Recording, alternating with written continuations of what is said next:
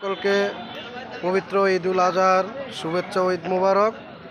পবিত্র ঈদুল আজহা উপলক্ষে চাঁদপুর সদরের দক্ষিণে ঐতিহ্যবাহী রানীরহাট বাজারে জমে উঠেছে কোরবানি গরু ও ছাগলের হাট।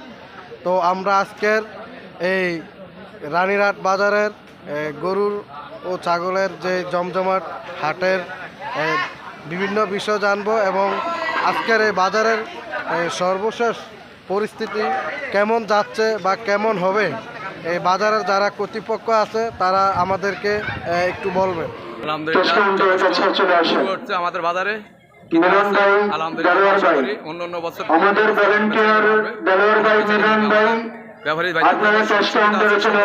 আছে বাজারে সিসি ক্যামেরা আইতে আছে, মোটামুটি আলহামদুলিল্লাহ সব ভালো আছে, সবাই দোয়া আমাদের ভলান্টিয়ার আছে আপনাদের স্বেচ্ছাসেবক আসলে তাদের পরিচালনা করার জন্য স্বেচ্ছাসেবকের জন্য সহযোগিতা করবেন। করতে আছে, গরু নিজেরা বান্ধা দিতে আছে, ব্যাপারীদের খোঁজখবর নিতে আছে, কি অবস্থা আছে সব প্রশাসনের সহযোগিতা সুবিধা আমাদের সবকিছু আছে। আমাদের অতি সাহেবের সাথে কথা বলতে হয়েছে, যে কোনো সমস্যা আমাদের কাছে সহযোগিতা করবে।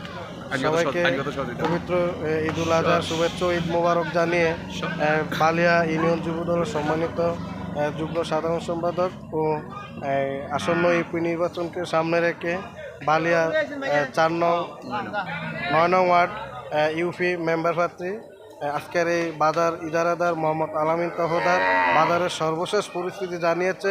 অন্যান্য বছরের তুলনায় এবছর ভালো গরু উঠেছে এবং স্বল্প হাসিলেই তারা ক্রয় বিক্রয় হচ্ছে এবং ক্রেতারা তাদের পছন্দের গরু নিয়ে যাচ্ছে এবং যান।